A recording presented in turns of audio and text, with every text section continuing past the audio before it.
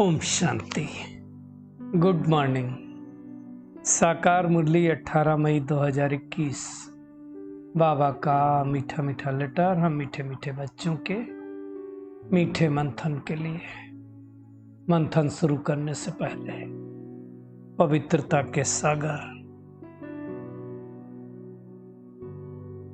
सर्वशक्तिमान पिता का वरदानी हाथ अपने सिर के ऊपर महसूस करते हैं और उनकी पवित्र किरणों के नीचे बैठ जाते हैं।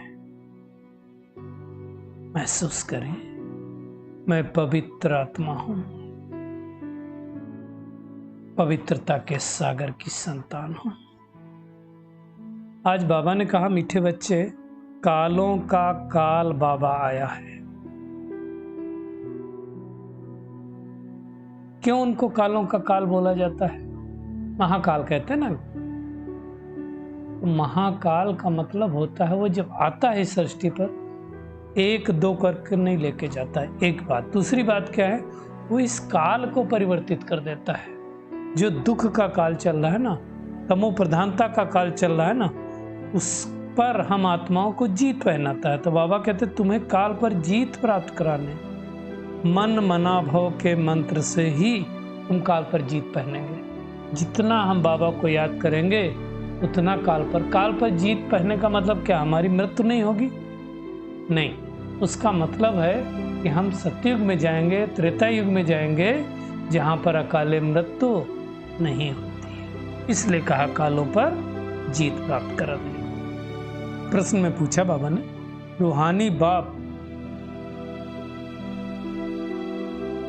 तुम रूहानी यात्रियों को कौन सी एक विशेष शिक्षा देते हैं? बाबा कहते हैं, हे रूहानी यात्री, तुम देह अभिमान छोड़ देह अभिमानी बनो। सारी प्रॉब्लम तो देह अभिमान ही है ना, उसको ही खत्म करना है। रावण ने आधा कल्प से तुम्हें देह अभिमानी बनाया, अब आत्म अभिमानी बनो। रट लगा दो, मैं आत्मा हूं, मैं आत्मा हूं, मैं आत्मा हूं। यह रूहानी ज्ञान सुप्रीम रूह ही तुम्हें देता है और कोई दे नहीं सकता है। किसी की ताकत नहीं इतना जो दे सके। आज का गीत है ओम नमो शिवाय। मतलब मैं आत्मा, ओम माने मैं आत्मा, नमो मतलब नमन करती हूं किसको? शिव को। सिंपल। बाबा कहते हैं बच्चों ने अपने बाप की महिमा सुनी। गाते ना, पितु मात सहायक, तुम स्वामी सखा, तुम सबके स्वामी हो। सबका स्वामी है। इसकी महिमा है परमात्मा की, इसलिए उनको ही गाया जाता है ऊंच से ऊंच भगवान। वो सब बच्चों का बाप है। बाकी जितनी भी आत्माएं सृष्टि पर, चाहे कोई देव आत्मा हो, चाहे महान आत्मा हो, चाहे संत आत्मा हो, सब भाई हैं। भक्ति मार्ग में हमको दो बाप, एक लौकिक बाप, दूसरा पारलौकिक बाप।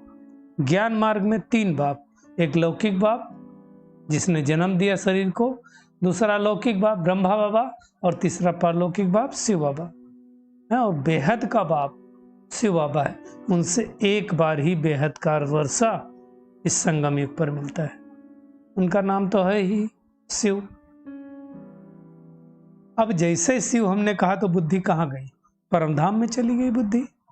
वहां से वो पिता हमें पढ़ाने आता है। हम आत्माएं भी उनके साथ में वही थी, लेकिन यहाँ पाठ बजाने आई, आते आते सब कुछ भूल गए। ज्यादा पुरानी बात नहीं है, 5000 साल पहले की बात है।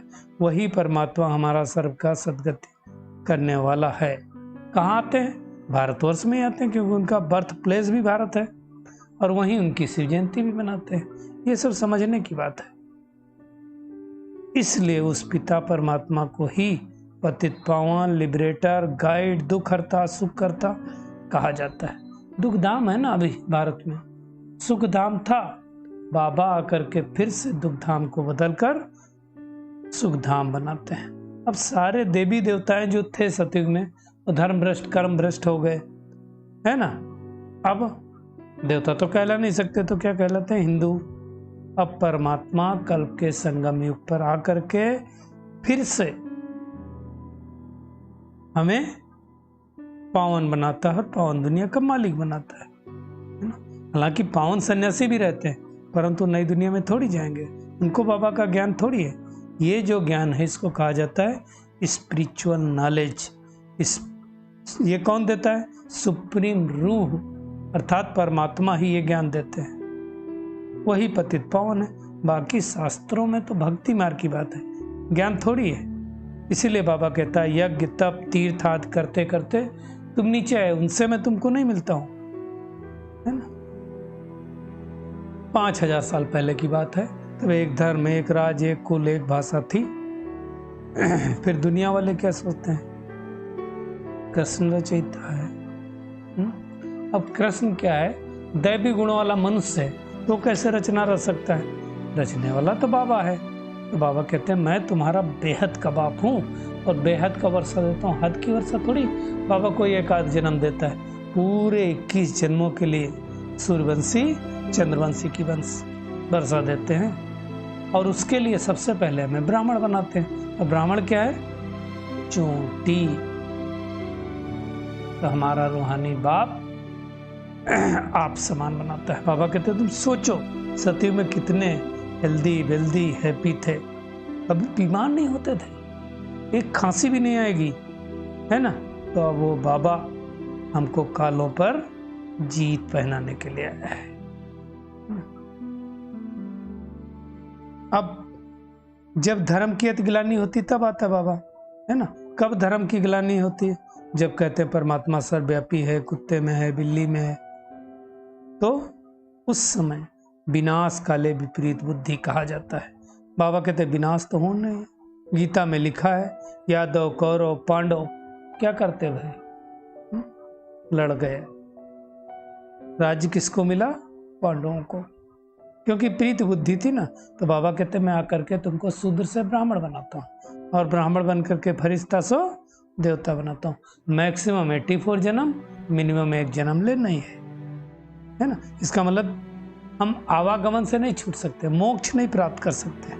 ये सब बातें बाबा के सिवाय कोई नहीं समझा सकता है। सदगति कौन करता है? परमात्मा। दुर्गति कौन करता है? रावण। तो बाबा कहते हैं तुम्हें इस सृष्टि की हिस्ट्री जगत भी सब कुछ पता चल गई है।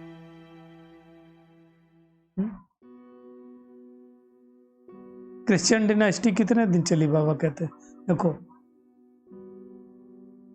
2000 साल हुए क्रिश्चियन को आए, उसके 3000 साल पहले सतयुग की स्थापना हुई थी, तो 5000 साल हो गए। बौद्ध डिनास्टी इस्लामी कितनी चली है हम सब बता सकते हैं। चंद्रवंशी कितने दिन चले? 1250 साल। तो ये सब बातें बाबा ही समझाता है ना। बाबा कहते तुम ही सूर्यवंशी बनते हो, फिर चंद्रवंशी बनते हो, फिर वैश्यवंशी बनते हो, फिर शूद्रवंशी बनते हो। अब वापस फिर से बाबा हमको ब्राह्मण वंशी बना रहे हैं, है ना। फिर यहां से चले जाएंगे, स्वर्ग में जन्म लेंगे, राजधानी स्थापन हो रही ना। कोई बड़ा पद पाएगा, कोई छोटा पद पाएगा, ये समझने की बात है। बाबा कहते हैं सतो प्रधान से सतो रजो तमोम बनने में 5000 वर्ष लगे। सतयुग में 16 कला संपूर्ण, त्रेता में 2 कला कम यानी 14 कला। क्यों?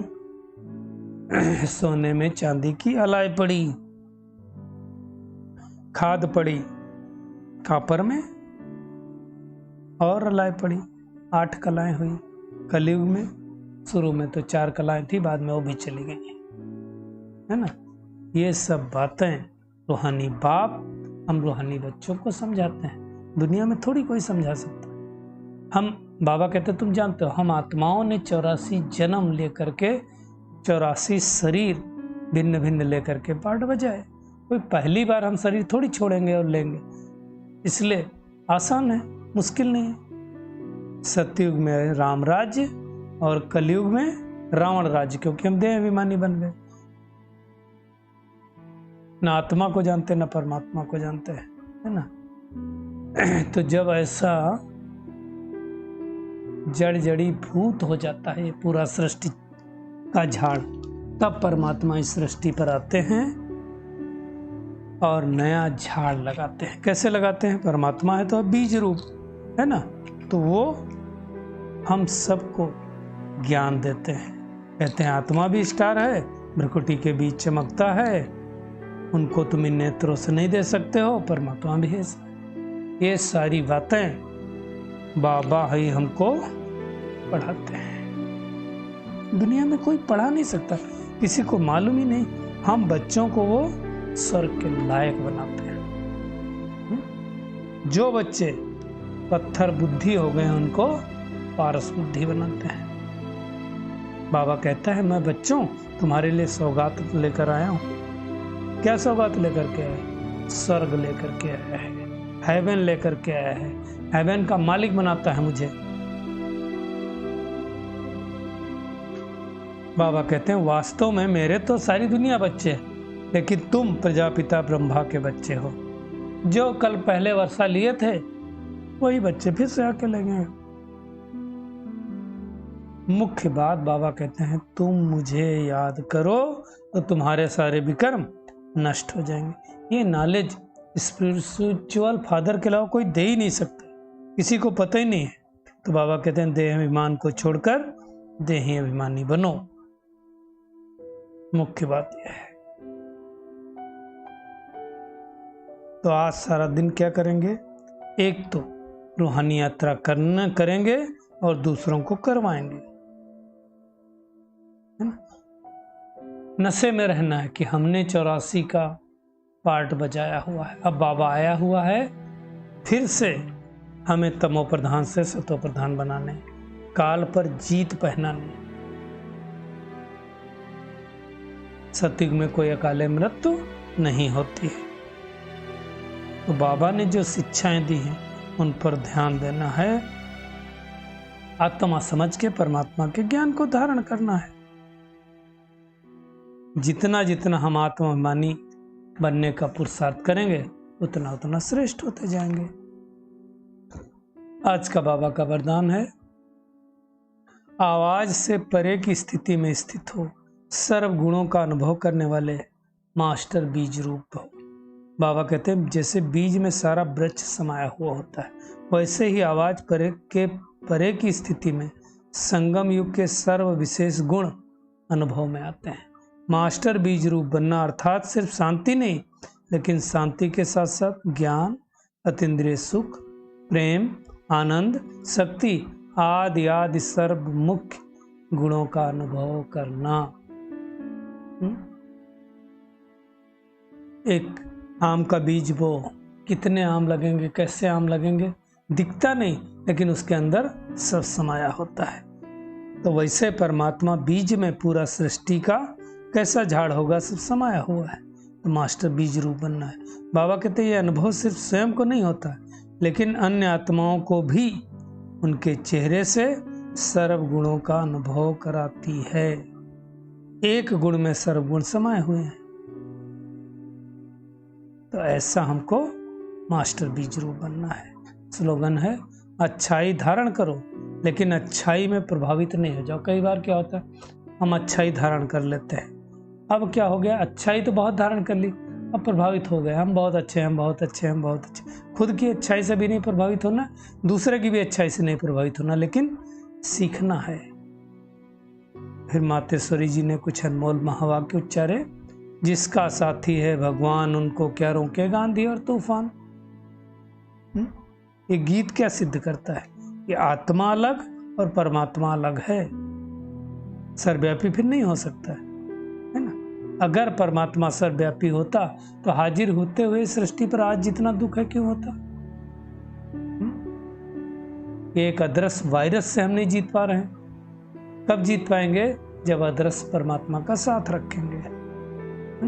बाबा कहते शरीर को चलाने वाली आत्मा तो हर एक के अंदर है, और आत्मा के अंदर संस्कार हैं।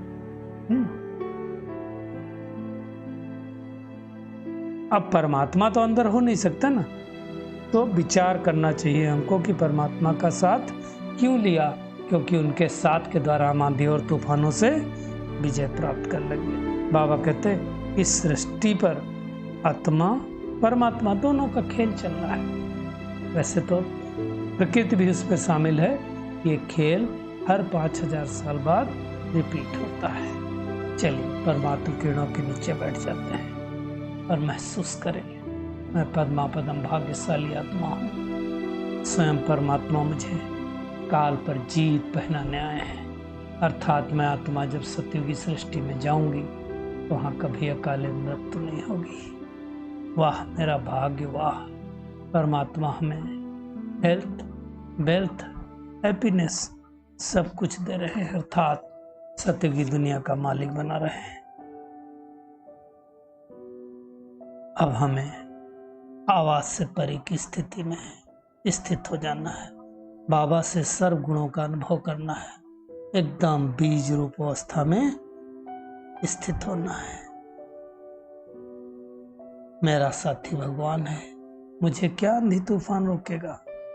अब मुझे अच्छाई को धारण करना है, अच्छाई से प्रभावित नहीं होना है, क्योंकि हमारे हर कदम में परमात्मा का साथ है। जिसको परमात्मा का साथ मिल गया उसको किसी के साथ की क्या हो सकता है। शुक्रिया मीठे प्यारे बाप दादा, शुक्रिया आप सभी का इस मीठे मंथन के लिए। ओम शांति।